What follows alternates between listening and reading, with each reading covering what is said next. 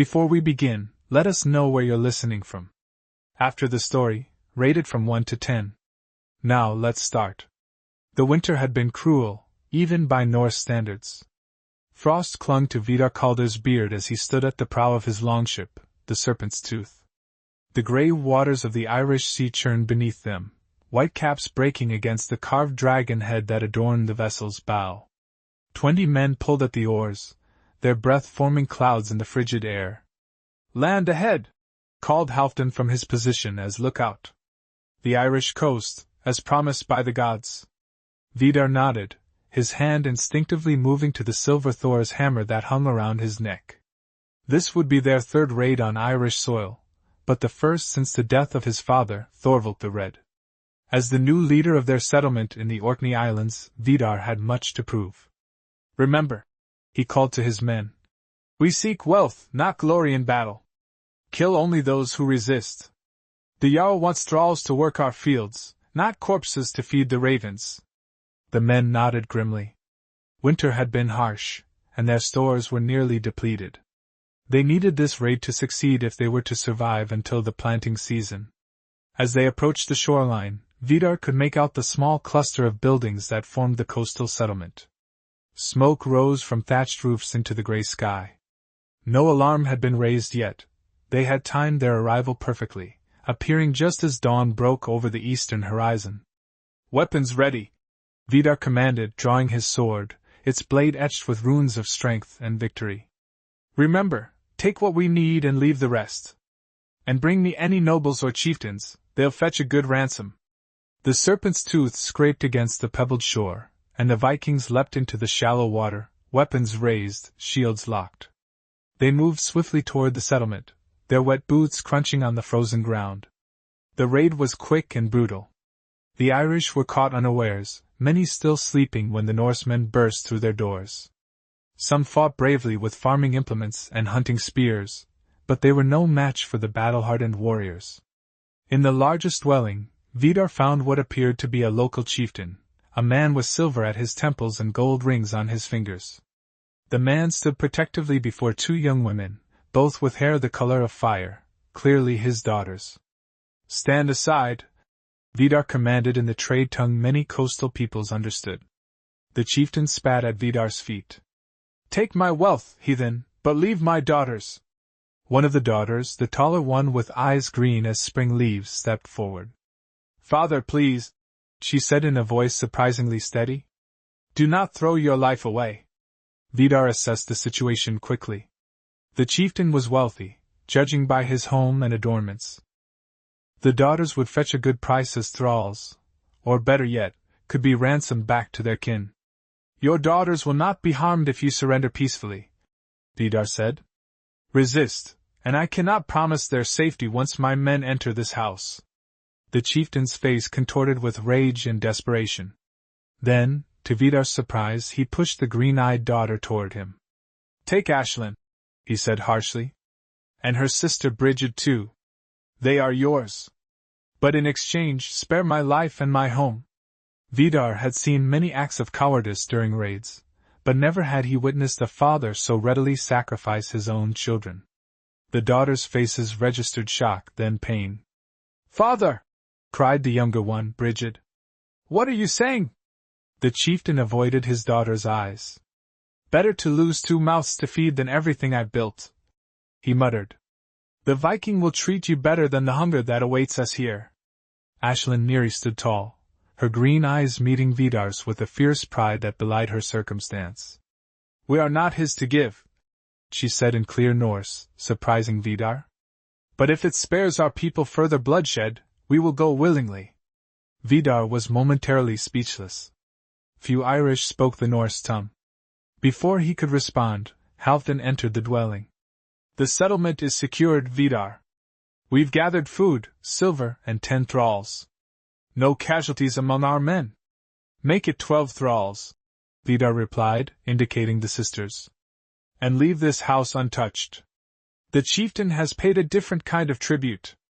As they led the sisters to the ship, binding their wrists with leather cords, Vidar noticed how the villagers watched with a mixture of sorrow and shame. No one moved to stop them or defend the young women, not even their father, who remained in his doorway, eyes downcast. Once aboard the Serpent's Tooth, Vidar ordered the sisters placed near the stern, away from the leering eyes of his men. As the ship pushed back from shore, he approached them. "You speak our tongue," he said to Aislinn. She lifted her chin.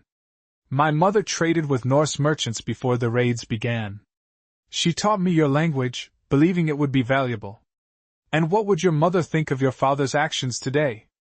Aislinn's eyes flashed. "My mother is dead these 3 winters past. Since then, my father has not been the same man. Grief and fear have twisted him." Vidar nodded thoughtfully. "You and your sister will not be harmed on my ship. When we return to Orkney, the Jarl will decide your fate."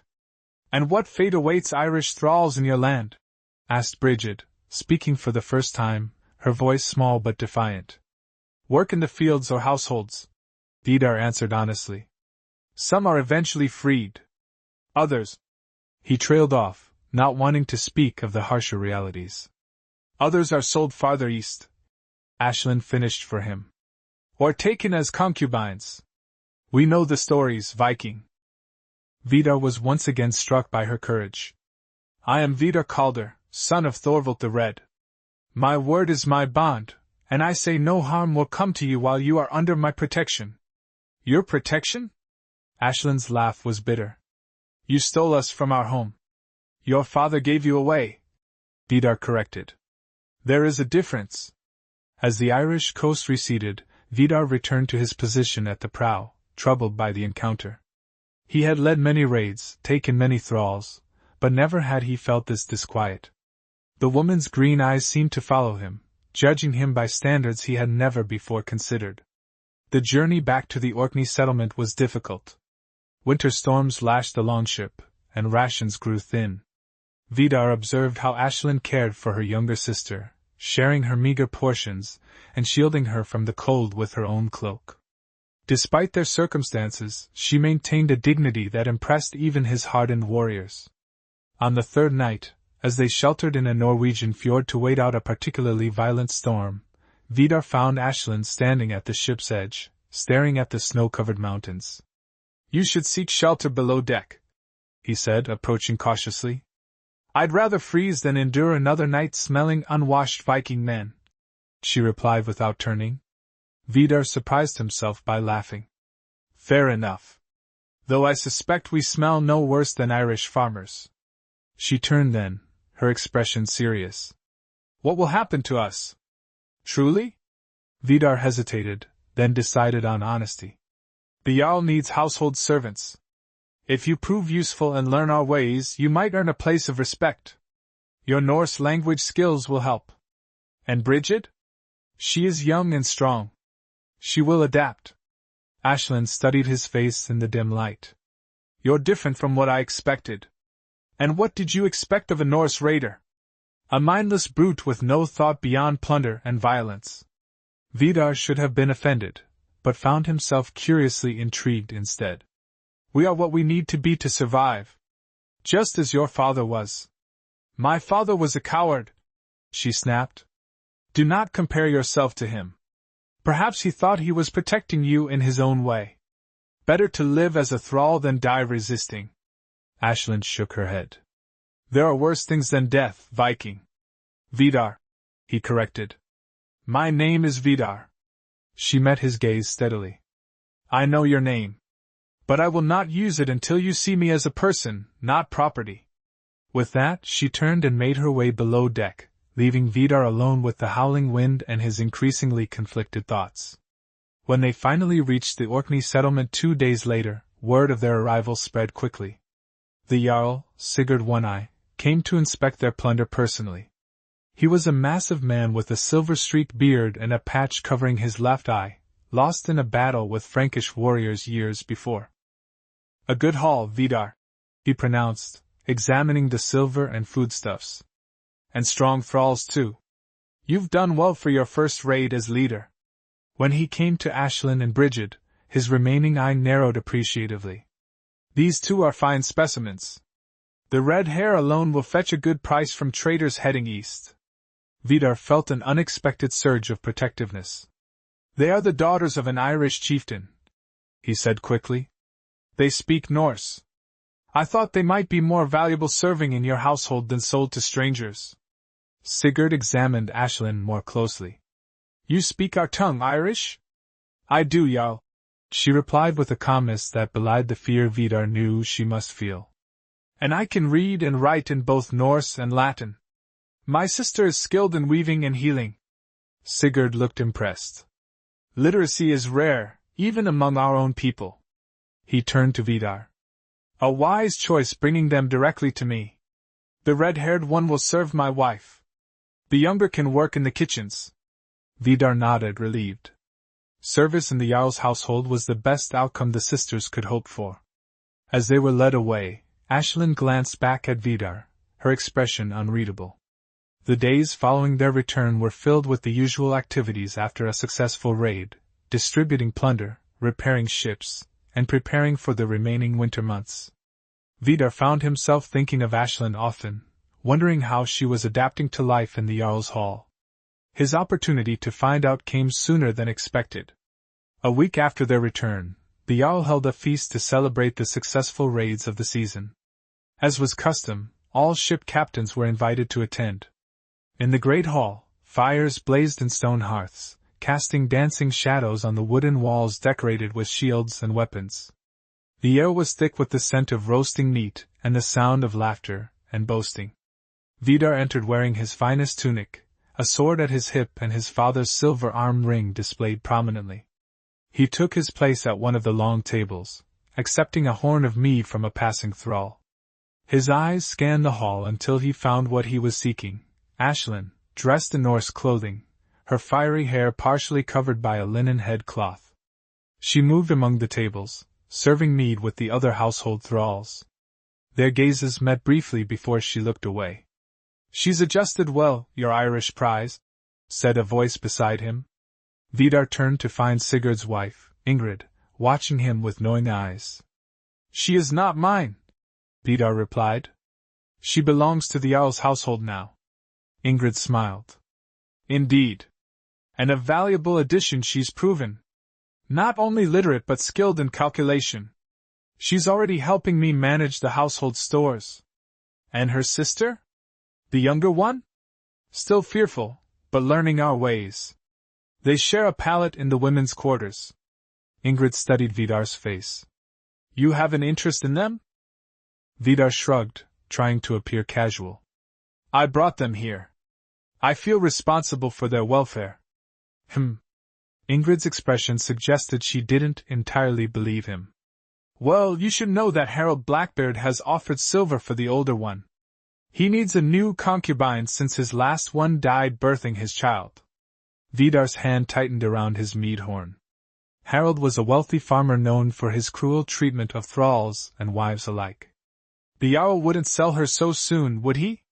She's proving useful here. My husband values silver over usefulness, as you well know, Ingrid replied. But I've told him I need her skills. For now, that's enough. Before Vidar could respond, Sigurd called for attention, rising to toast the successful raiders. The feast continued with songs and tales of battle, but Vidar found himself distracted, watching Aislinn as she moved through the hall.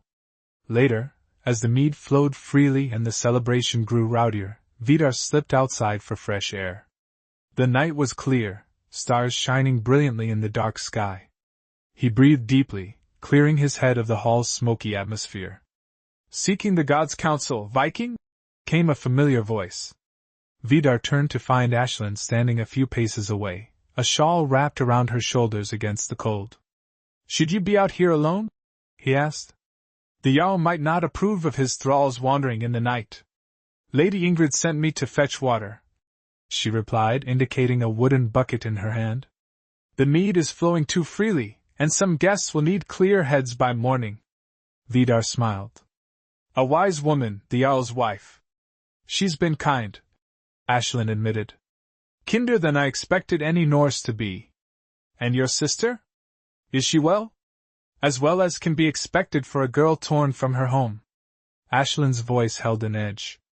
But she's young. She adapts. They stood in silence for a moment, their breath forming clouds in the cold air.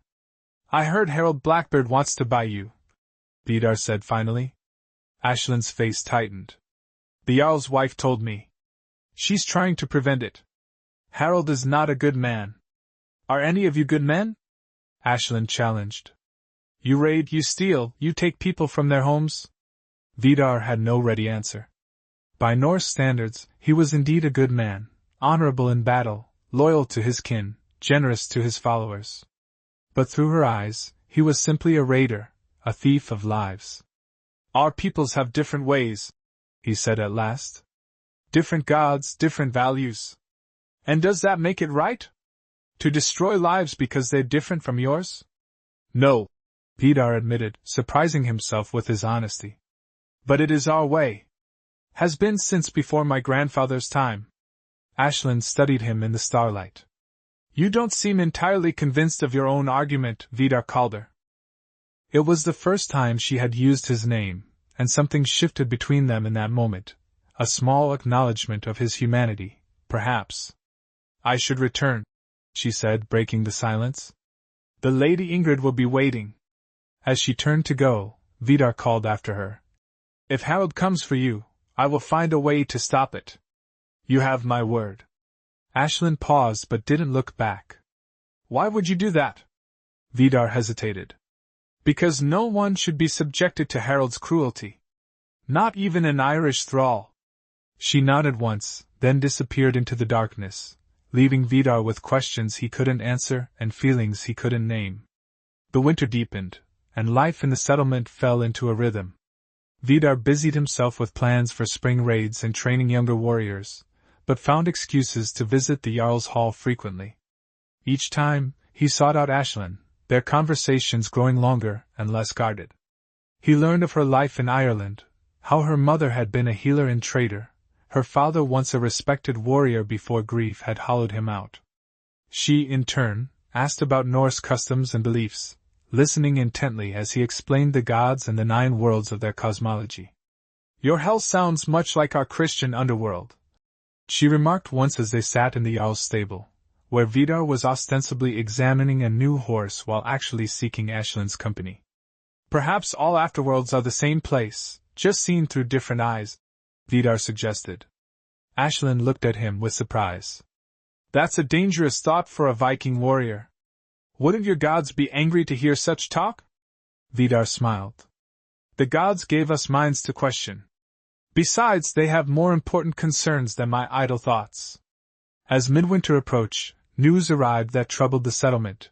Saxon raiders had attacked Norse settlements in the Hebrides, killing many and burning longhouses. Among the dead was Vidar's cousin, Eric, who had fostered with Vidar's family as a boy. The Jarl called a council meeting, to discuss retaliation. Warriors from across the islands gathered in the great hall, voices raised in anger and grief. We must strike back, declared Harold Blackbeard, pounding the table. Raid their settlements, take their women, burn their churches. Many shouted agreement, but Vidar remained silent, thinking of Aislinn's words about endless cycles of violence. Vidar Calder, called the Jarl. You've been quiet. Your cousin was among the slain. Surely you desire vengeance? All eyes turned to him. Vidar stood slowly. Eric was dear to me. His death demands blood payment. But winter is the wrong time for a major raid. The seas are treacherous, and our ships are not prepared. Murmurs of both agreement and dissent rippled through the hall. What do you propose instead? Asked Sigurd. Send scouts first, Vidar replied. Learn where the Saxon raiders came from, their strength, their patterns. Then, when spring arrives, we strike with purpose and knowledge, not blind rage. The debate continued late into the night, but eventually, Vidar's counsel prevailed. 2 small ships would be sent to gather intelligence, while the main fleet prepared for a spring campaign. As the meeting dispersed, Vidar noticed Aislinn standing in the shadows, having served mead throughout the proceedings. Her face was pale, her eyes troubled. Later, he found her behind the hall, drawing water from the well. You heard everything, he said, not a question. She nodded, not meeting his eyes. More raids. More killing. They killed our people first, Vidar pointed out. Including my cousin, who was like a brother to me. And before that, you raided their shores. And before that, they attacked someone else. Where does it end, Vidar? He had no answer.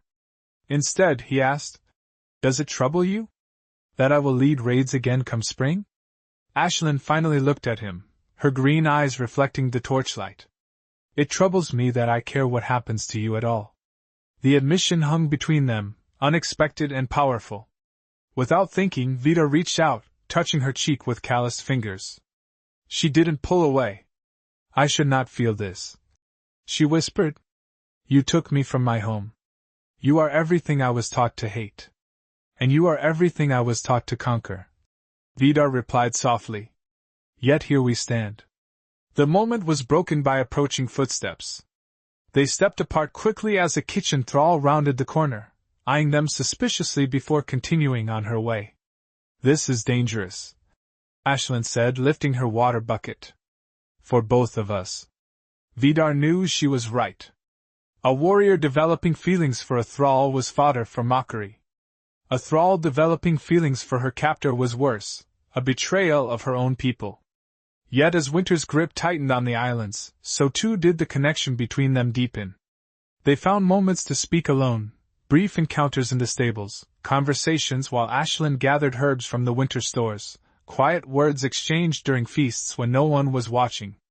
Vidar learned that Aislinn feared for her sister, who had caught the eye of one of the Jarl's warriors.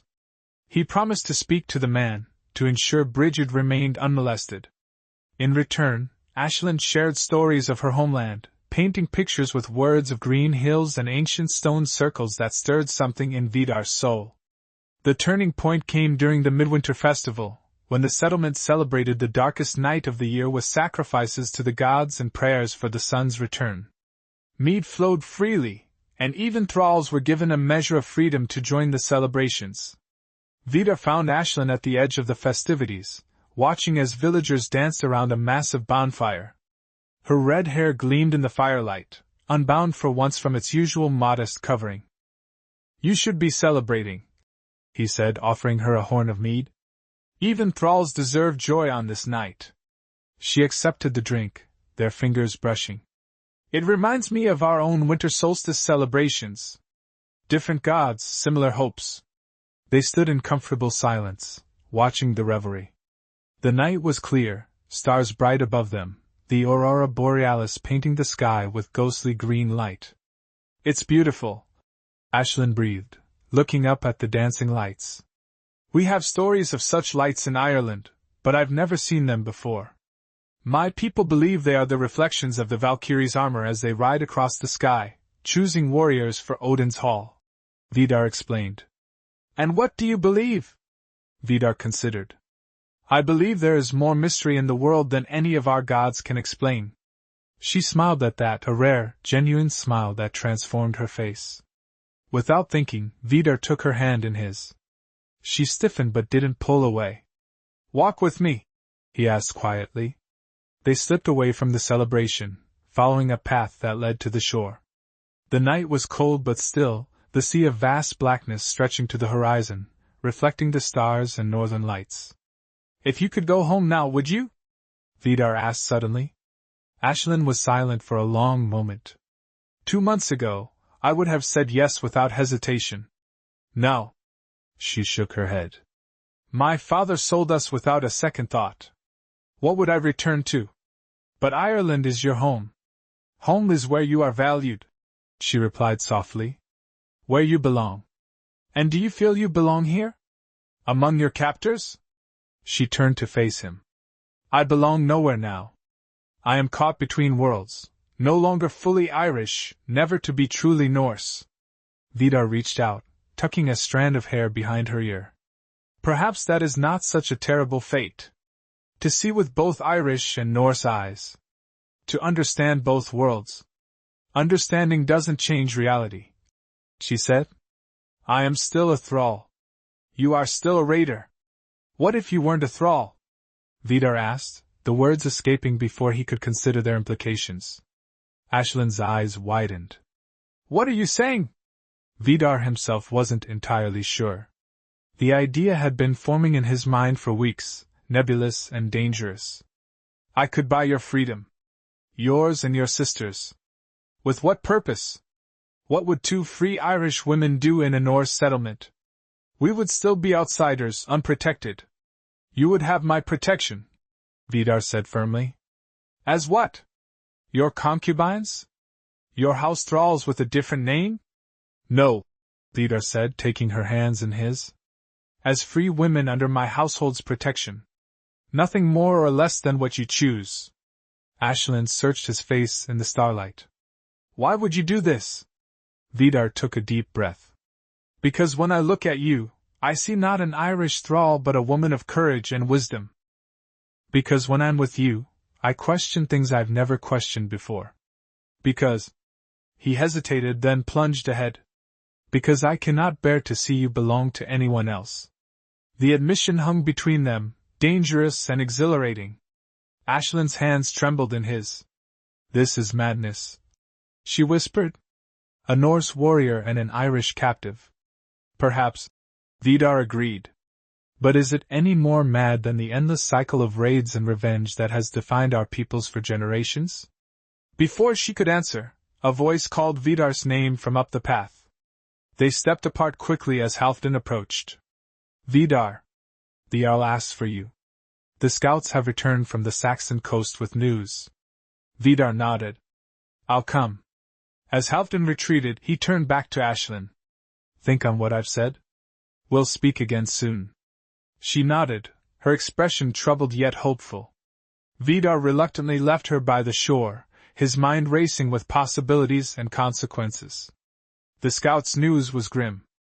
The Saxon raiders were preparing a larger force to attack Norse settlements in the spring.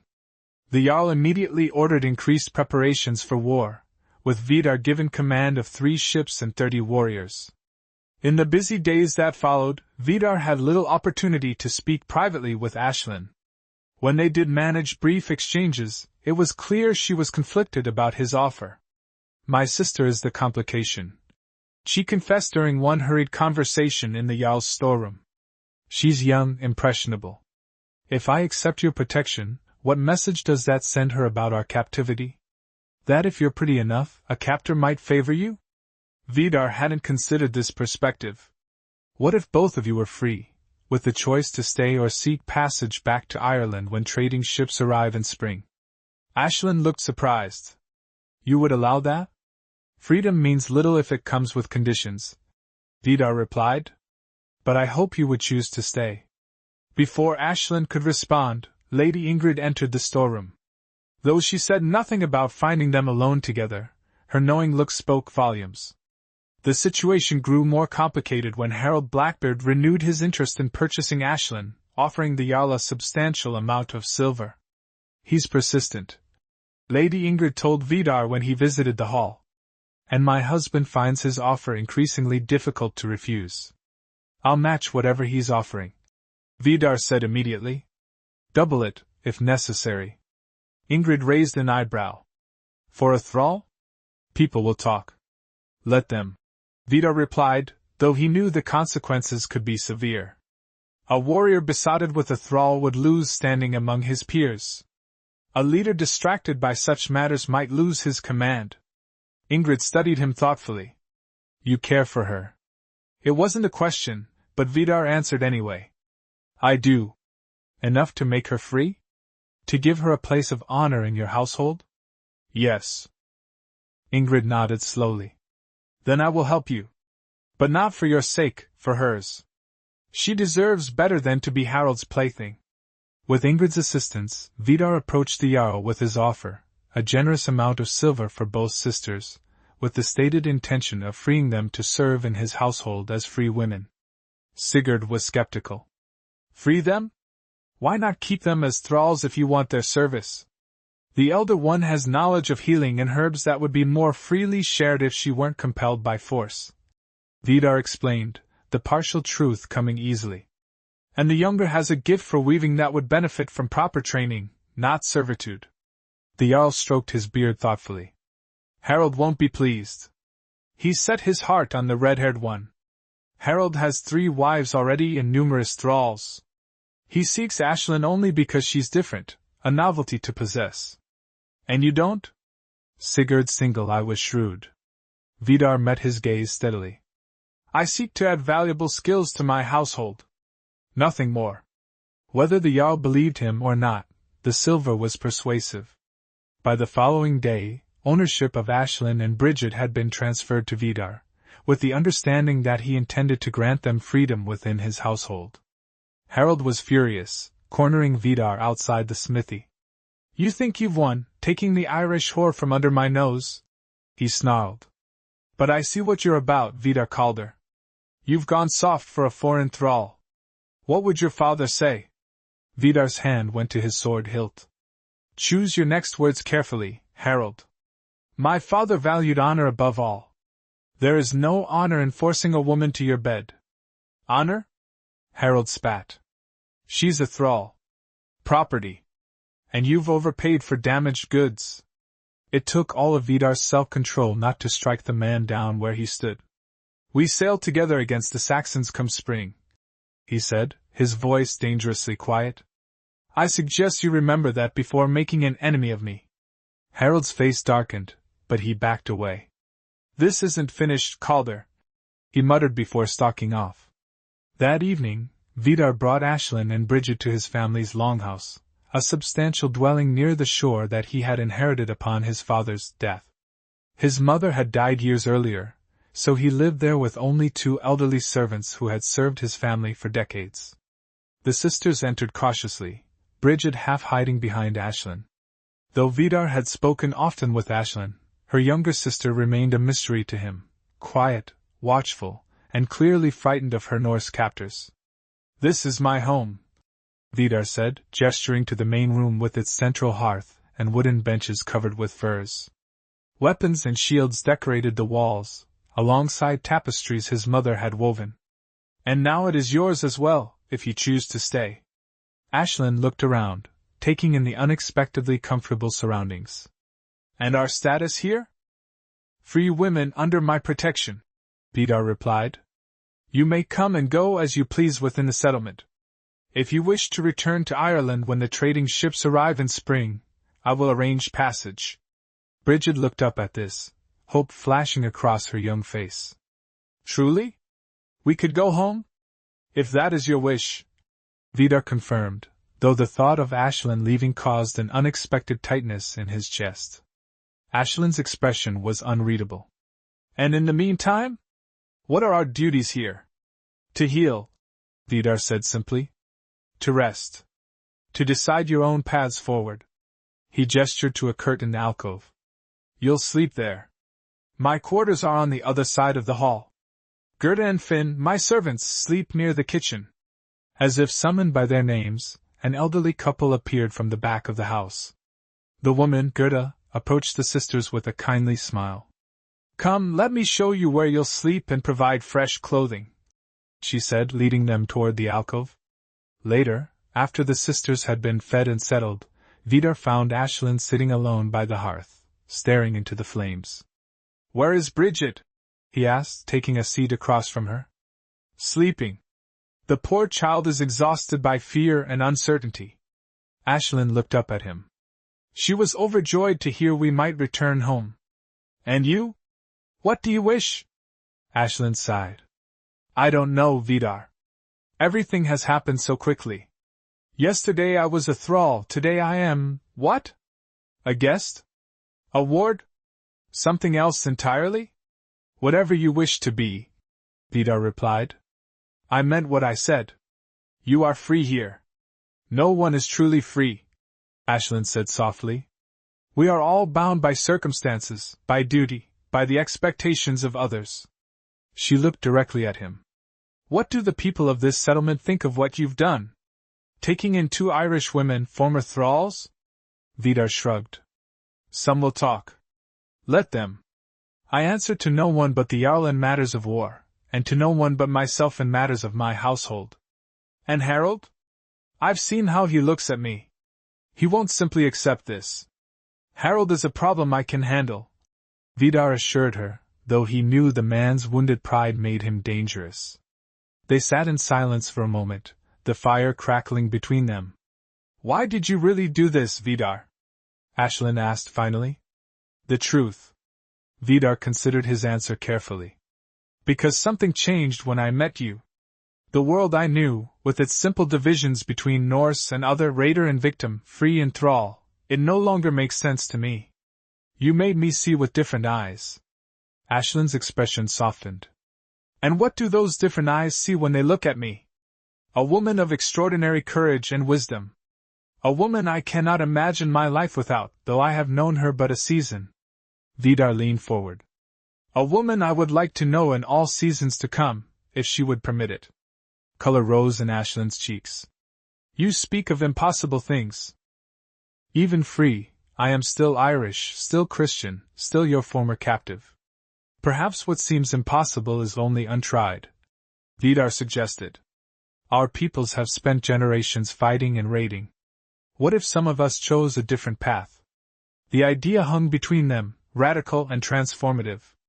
Aislinn reached across the space separating them, her fingers lightly touching his. I need time, she said softly. Time to understand what I feel, what I want.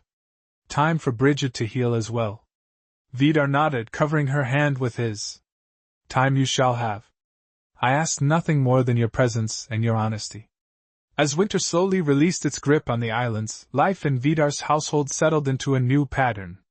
Aislinn, drawing on her mother's knowledge, began working with local healers, her skill with herbs and wounds quickly earning respect. Brigid, finding safety in Vidar's protection, gradually emerged from her shell, revealing a talent for storytelling that delighted even the Norse children. Vidar continued preparations for the spring campaign against the Saxons, but found his enthusiasm for raiding diminished. Each planning session with the Jarl and other warriors left him questioning the purpose of the endless cycle of violence. One evening, returning from such a meeting, he found Aislinn waiting for him on the shore near his house. She stood wrapped in a fur cloak, her red hair blowing in the wind, looking out over the grey sea. You're troubled, she said as he approached. Vidar nodded. The Jarl plans a major raid on the Saxon coast. Many will die. Including perhaps you? Aislinn's voice was tight with an emotion Vidar hadn't heard from her before, fear for his safety. I've faced death many times, he said, attempting reassurance. And one day, death will win. She turned to face him fully. Must you go? Lead this raid? It is expected. I am a warrior, a leader. If I refuse, I lose everything, my position, my honor, my place in this society. What of your doubts? I've heard how you speak of the raids now, questioning their purpose. Vidar sighed. Doubts are private luxuries. In public, a leader must appear certain. Aislinn stepped closer. What if there were another way? A different path for your people? Such as? Trade instead of raiding. Settlement instead of plunder. My mother traded with Norse merchants for years before the raids began. It brought prosperity to both sides. Vidar considered her words. They weren't entirely foreign to him. Some Norse had indeed begun establishing permanent settlements and trading posts rather than seasonal raiding camps. But such a dramatic shift would not come easily to warriors like the Jarl, whose power and wealth were built on successful raids. It would take time, he said finally. Generations, perhaps, to change our ways completely? All change begins with individuals making different choices. Aislinn replied. People like you, with the power to influence others. The conversation was interrupted by a shout from up the path. One of Vidar's warriors was running toward them, his face grim. Vidar! Come quickly! Harold's men have taken your Irish girl's sister. Vidar's blood ran cold. Brigid? When? Just now. She was gathering shells on the north beach. Harold's men seized her, said they're taking her to his farm. Aislinn gasped, her face draining of color. No!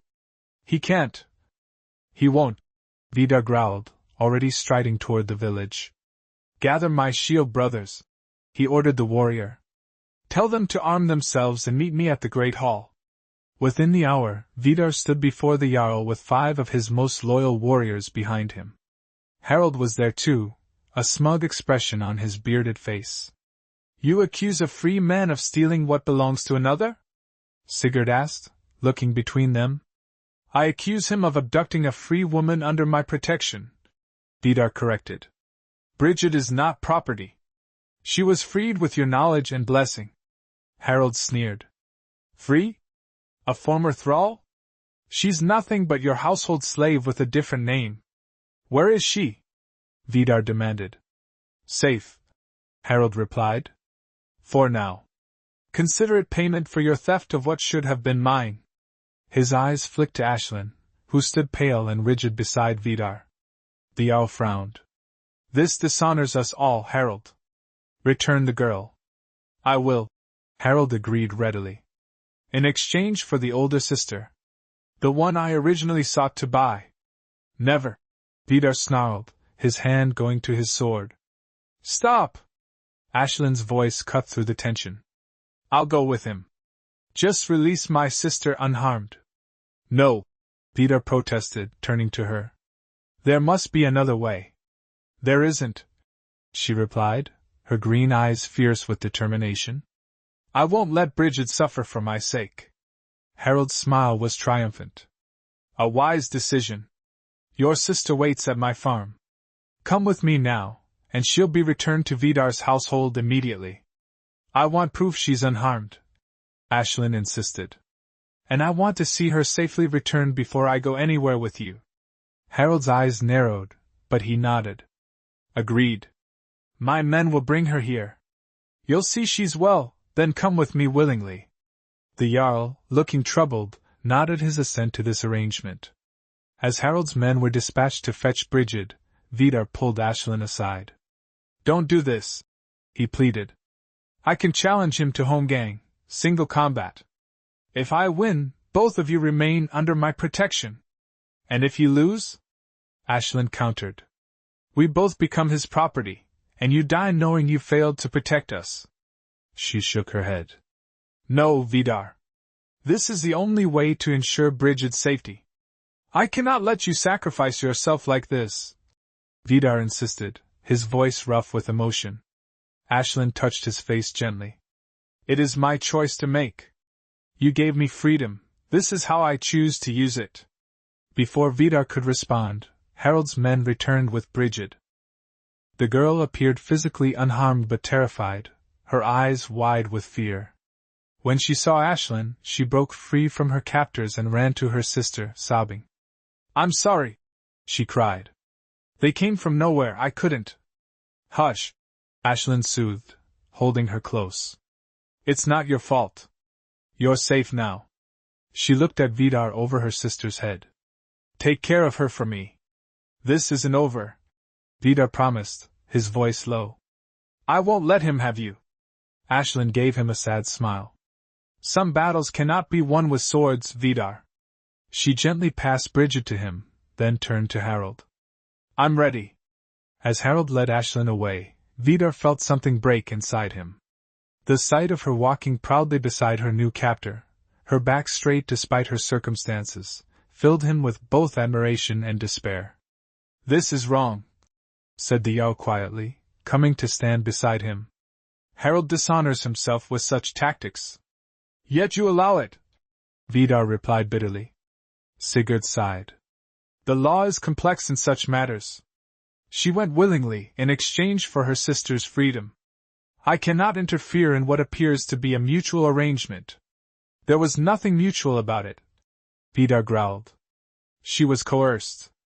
Perhaps, the Jarl conceded. But challenging Harold now would divide our people at a time when we need unity against the Saxon threat. He placed a hand on Vidar's shoulder. Wait until after the spring raids. Then, if you still wish to challenge him, I will not stand in your way. Vidar knew the Jarl's counsel was pragmatic, but it did nothing to ease the rage and helplessness he felt. As he led a still sobbing Brigid back to his home, he began to formulate a plan. That night, after ensuring Brigid was safely asleep, Vidar called his most trusted warriors to his house. 5 men who had sailed with him for years, who had followed his father before him. What I ask may cost you the Jarl's favor, he told them frankly. I would understand if you refuse. Halfdan, his oldest friend, spoke for the group. We follow you, Vidar, not the Jarl. Tell us what you need. I intend to free Aislinn from Harald's farm, Vidar explained. Not by force, that would bring the Jarl's wrath upon us all. But by challenging Harald to Holmgang, according to the old ways.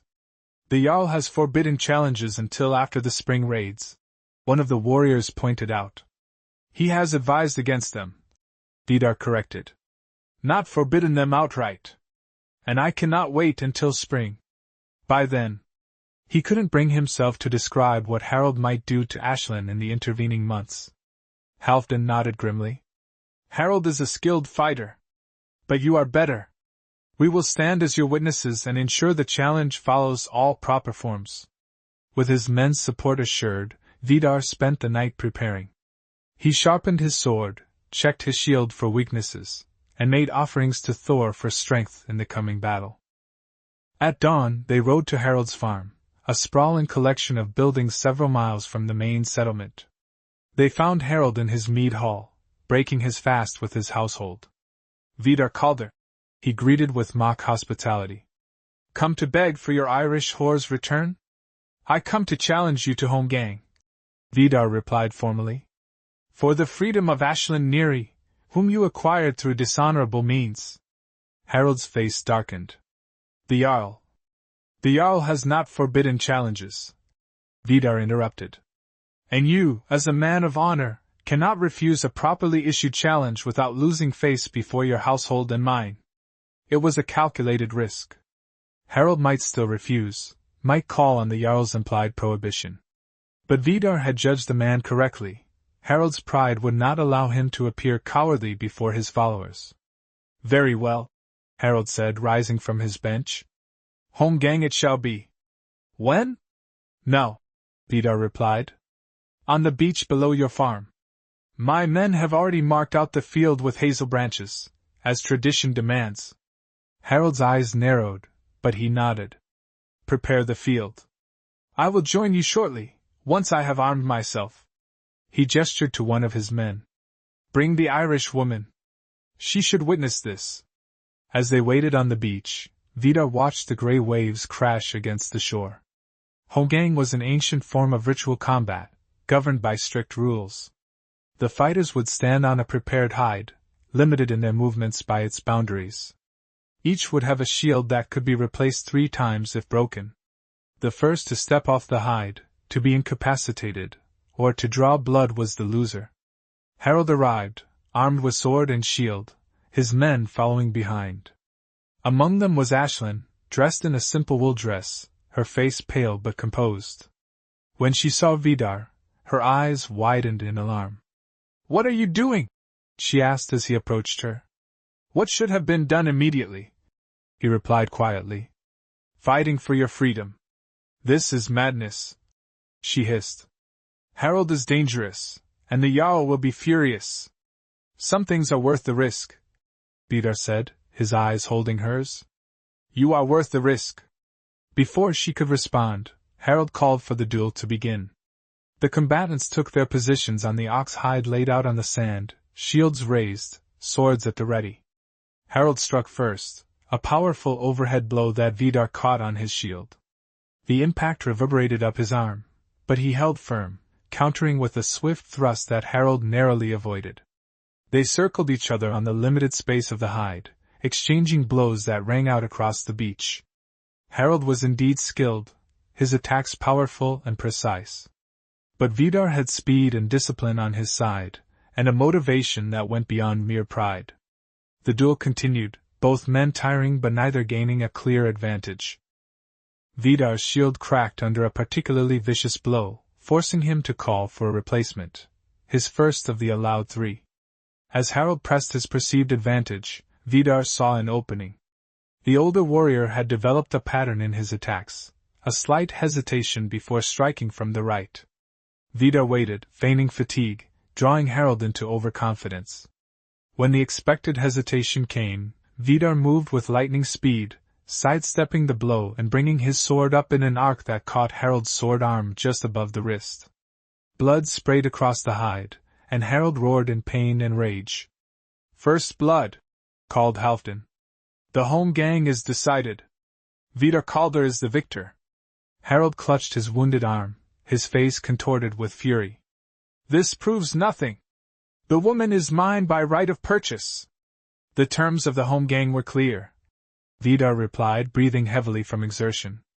"Aislinn goes free, to choose her own path."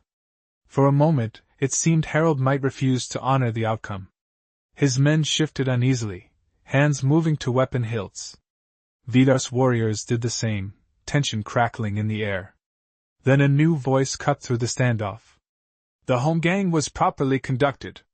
Its result stands." All turned to see the Jarl approaching, accompanied by several of his household warriors. Sigurd One Eye surveyed the scene with his single, penetrating gaze. "Harold, you fought and lost according to our ancient laws. The woman is free of your claim." The Jarl's tone left no room for argument. Harold, still clutching his bleeding arm, gave Vidar a look of pure hatred. "This isn't finished between us, Calder." "Yes, it is," Vidar replied evenly. "Unless you wish to face me again with the same result." Under the Jarl's watchful eye, Aislinn was permitted to leave with Vidar and his men. As they rode back toward the settlement, the Jarl fell in beside Vidar. "You defied my counsel," he said without preamble. "I followed our ancient laws," Vidar countered. "Home gang is the right of any free man." Sigurd grunted. "True enough. But it puts me in a difficult position. Harold is wounded in body and pride. He has many followers. What would you have me do? Allow him to abduct free women from under my protection? What kind of leader would that make me?" The Jarl studied him thoughtfully. "You care deeply for this Irish woman." It wasn't a question, but Vidar answered anyway. "I do. Enough to make her your wife? For that is what it would take to truly protect her now." Vidar glanced ahead to where Aislinn rode with Halfdan, her back straight, her red hair catching the winter sunlight. "If she would have me, yes." Sigurd nodded slowly. "Then do it quickly. A marriage would change her status completely. Even Harold would hesitate to move against the wife of a respected ship captain." They rode in silence for a time before the Jarl spoke again. "Your father would be proud of you, Vidar. He valued honor above expediency. As it seems, do you?" The Jarl's words stayed with Vidar as they returned to the settlement. He had won Aislinn's freedom, but at what cost? Harold's enmity was now firmly fixed on him, and the upcoming raid against the Saxons loomed ever closer. That evening, once they were safely back in his house and Brigid had finished tearfully embracing her sister, Vidar and Aislinn finally had a moment alone. "You risked everything," she said, her voice half accusation, half wonder. "Your position, the Jarl's favor, your life. Some things are worth risking everything for." Vidar replied simply. Aislinn studied his face in the firelight. "Why? After all that's happened, the raid, the captivity, why would you do this for me?" Vidar took her hands in his. "Because you changed me, Aislinn. You made me see beyond the narrow world I knew. You made me question beliefs I'd held my entire life." He paused, gathering courage for what he needed to say next. "And because I love you. Not as a captor loves a captive or even as a man admires a beautiful woman, but as a soul recognizes its match." Aislinn's eyes widened at his declaration. "Vidar, You don't need to answer now," he said quickly. "But I want you to know that the Jarl suggested a way to protect you permanently from Harold and any others who might see you as merely a former thrall." "Marriage," Aislinn guessed, her voice barely above a whisper. Vidar nodded. "As my wife, no one in the settlement would dare treat you with disrespect. You and Brigid would be fully part of this community. And if I refuse? If I still wish to return to Ireland come spring? Then I will arrange passage for you both, as promised," Vidar said, though the words cost him dearly. "Your freedom is real, Aislinn. Not a gift I can withdraw if you don't choose as I hope." Aislinn was silent for a long moment, her emotions playing across her expressive face. "I need time," she said finally. "This is no small decision." "Of course," Vidar agreed, though his heart ached with the uncertainty. The days that followed were tense with anticipation. Vidar continued preparations for the spring raid, though his heart was no longer in the venture. Aislinn resumed her work with the local healers, her knowledge of herbs and remedies winning her growing respect in the settlement. A week after the home gang, news arrived that changed everything. Saxon ships had been spotted approaching the islands. The raiders they had planned to confront in spring had decided to strike first. The settlement erupted in frantic activity. Warriors gathered weapons and armor, women and children prepared to evacuate to the hills if necessary, and the Jarl called his captains to the Great Hall to plan their defense. "They will land by tomorrow's dawn," Sigurd announced grimly. 3 ships, perhaps 60 warriors. We have similar numbers, but the advantage of knowing our terrain. Plans were made quickly. Ships would be deployed to intercept the Saxons before they could land, while warriors on horseback would patrol the coast, ready to engage any who made it ashore. As the meeting dispersed, Vidar hurried home to prepare his weapons and say what might be his final farewell to Aislinn and Brigid.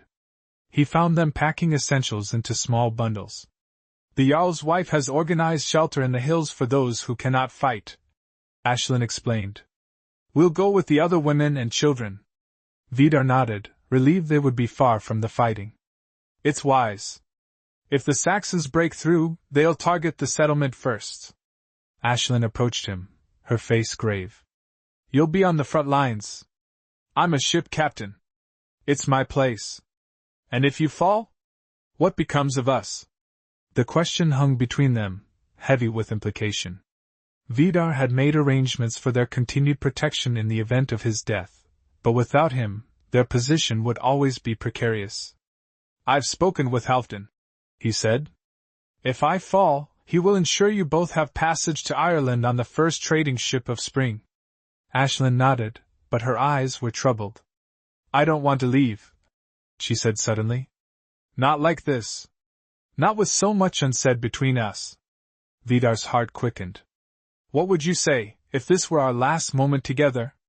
That you have become dear to me, in ways I never imagined possible," she replied, her voice steady despite the emotion in her eyes. "That the man who first appeared to me as an enemy has become someone I respect, admire, and yes, love." Vidar felt as though the ground had shifted beneath his feet. "Aislinn, I will marry you, Vidar Calder," she continued, moving closer. "Not for protection or status, but because I choose you. Because somehow, in the midst of all this chaos and violence, we found something true." Joy surged through Vidar, momentarily eclipsing the looming battle. He pulled her into his arms, holding her as if she might disappear if he let go. "When I return," he promised, "we will be wed properly, before the entire settlement." "If you return," she corrected gently, her hands framing his face. "War offers no certainties." "Then we should not wait," Vidar decided. "The Jarl can perform the ceremony tonight, before the battle. A warrior fights better with something precious to protect." And so it was that as the settlement prepared for battle, a different kind of ceremony took place in the Great Hall. With the Jarl presiding and Halfdan standing as witness, Vidar and Aislinn exchanged vows according to Norse tradition, their hands bound together with a cord while they shared a horn of mead. Brigid watched with tears in her eyes, but they were tears of joy mixed with fear, joy for her sister's happiness, fear for what the coming day might bring. After the brief ceremony, as they walked back to Vidar's, now their home for what might be their only night as husband and wife, Aislinn spoke of what had been growing in her mind. "I've been thinking about what you said, about there being another way for your people beyond raiding."